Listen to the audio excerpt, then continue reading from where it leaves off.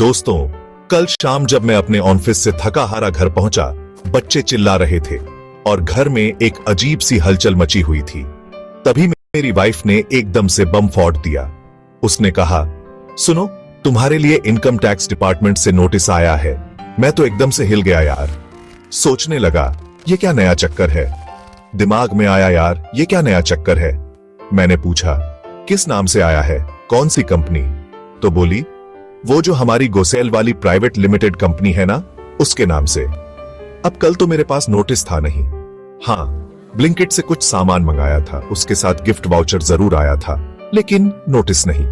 Wife ने बताया था, पर बच्चे आ गए, भागदौड़ में खेलने लग गया और भूल ही गया। सुबह जिम गया, फिर ऑफिस, और अभी दोपहर में 1:04 पर वाइफ ने नोटिस भेजा। अब मुझे तो पहले से ही पता था कुछ गड़बड़ है, क्योंकि हम तो सारा टैक्स टाइम पे भरते हैं। ऐसा तो हो ही नहीं सकता कि कोई प्रॉब्लम हो। फिर भी देखते हैं क्या गड़बड़ है। मैंने तुरंत अपने सारे डॉक्यूमेंट्स निकाले और चेक करने लगा। वाइफ ने भी मदद की और हम दोनों मिलकर समझने की कोशिश करने लगे कि आखिर ये नोटिस क्यों आया है। मैंने अपने अकाउंटेंट को फोन किया और उसे सारी स्थिति बताई। उसने कहा कि वो तुरंत इस मामले को देखेगा। अब बस इंतजार है कि अकाउंटेंट क्या कहता है। उम्मीद है कि सब कुछ ठीक हो जाएगा, क्योंकि हम तो सारा टैक्स टाइम पे भरते हैं। ऐसा तो हो ही नहीं सकता कि कोई प्रॉब्लम हो। फिर भी देखते हैं क्या गड़बड़ है। उम्मीद है कि सब कुछ सही निकलेगा। अब बस इंतजार है कि अकाउंटेंट क्या कहता है। उम्मीद है कि सब कुछ ठीक हो जाएगा। सबसे पहला कारण जिसकी वजह से इनकम टैक्स डिपार्टमेंट नोटिस भेजता है, वो है आपका फॉर्म 26AS और इनकम टैक्स रिटर्न में अंतर। यह अंतर कई बार बहुत मामूली हो सकता है, लेकिन इसका असर बहुत बड़ा हो सकता है। दोस्तों, फॉर्म 26AS आपका टैक्स क्रेडिट स्टेटमेंट होता है। इसमें आपके द्वारा भरे गए टैक्स की पूरी जानकारी होती है। मतलब इसमें सारी जानकारी होती है कि आपने कितना टैक्स भरा है, किसने आपके बिहाफ पे टैक्स काटा है, सब कुछ। यह एक तरह का कंसोलिडेटेड स्टेटमेंट होता है। अब जब आप इनकम टैक्स रिटर्न भरते हैं, तो उसमें भी अपनी इनकम और टैक्स की जानकारी देते हैं। यह जानकारी आपके फॉर्म 26AS से मेल खानी चाहिए, लेकिन कभी-कभी जल्दबाजी में या फिर जानकारी की कमी की वजह से इन दोनों डॉक्यूमेंट्स में अंतर आ जाता है। यह अंतर कई कारणों से हो सकता है, जैसे गलत जानकारी भरना या किसी डिडक्शन को मिस करना। मान लीजिए आपने अपनी इनकम टैक्स रिटर्न में दिखाया कि आपने 10,000 रुपए का टैक्स भरा है। ये एक सामान्य सी बात है, लेकिन आपका फॉर्म 26AS दिखा रहा है कि आपने 8,000 रुपए ही टैक्स भरा है। यह अंतर बहुत बड़ा हो सकता है।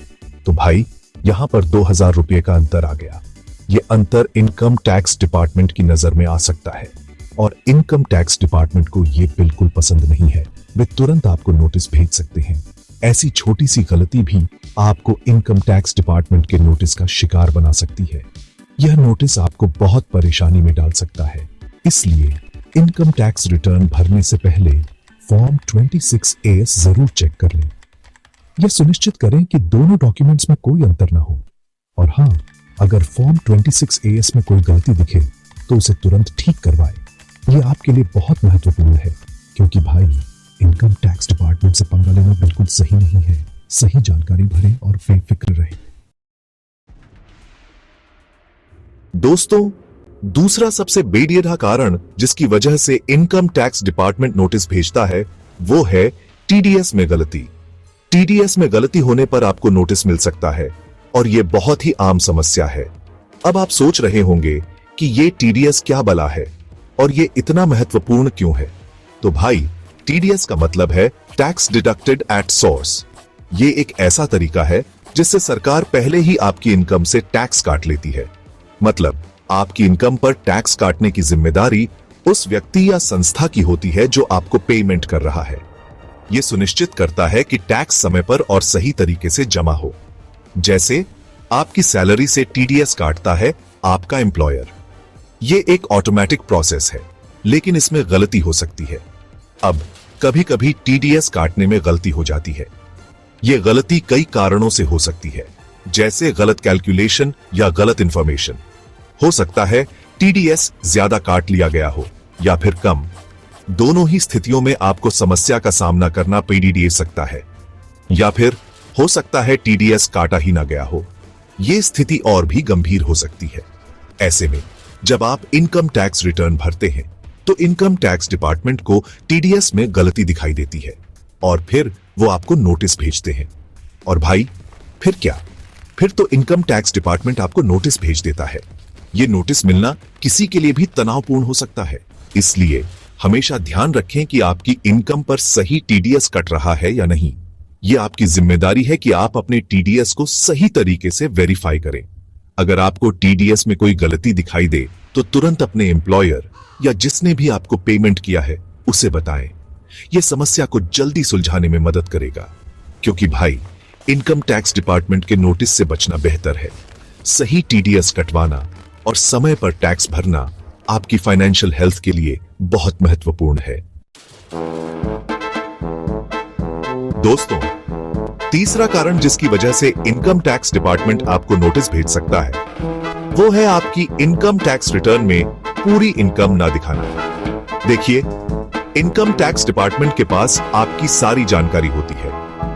आपने कितना कमाया, कहां इन्वेस्ट किया, सब कुछ। अब अगर आप अपनी इनकम टैक्स रिटर्न में कुछ इनकम छुपाते हैं तो इनकम टैक्स डिपार्टमेंट को पता चल जाता है और फिर आप समझ ही सकते हैं कि क्या होगा। नोटिस तो आना ही आना है। इसलिए हमेशा ईमानदारी से अपनी सारी इनकम को इनकम टैक्स रिटर्न में दिखाएं, चाहे वो आपकी सैलरी से हो, बिजनेस से हो या फिर किसी और सोर्स से, क्योंकि भाई इनकम टैक्स डिपार्टमेंट को बेवकूफ बनाना आसान नहीं है।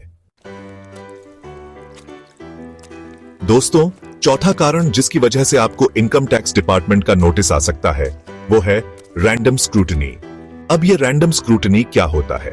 देखिए, इनकम टैक्स डिपार्टमेंट हर साल कुछ इनकम टैक्स रिटर्न को रैंडमली सिलेक्ट करता है और उनकी जांच करता है। ये जांच इसलिए की जाती है ताकि ये सुनिश्चित किया जा सके कि लोग अपना टैक्स सही से भर रहे हैं या नहीं। अब अगर आपकी इनकम टैक्स रिटर्न भी रैंडम स्क्रूटनी के लिए सिलेक्ट हो जाती है तो आपको घबराने की जरूरत नहीं है। बस आपको इनकम टैक्स डिपार्टमेंट को सारे डॉक्यूमेंट्स और जानकारी उपलब्ध कराने होंगे जो वो मांगते हैं। अगर आपने सब कुछ सही से किया है तो आपको डरने की बिल्कुल भी जरूरत नहीं है। Chapter 5 title, high value transactions, ज्यादा पैसे, ज्यादा सावधानी। दोस्तों, पांचवा कारण जिसकी वजह से आपको इनकम टैक्स डिपार्टमेंट का नोटिस आ सकता है वो है हाई वैल्यू ट्रांजैक्शंस।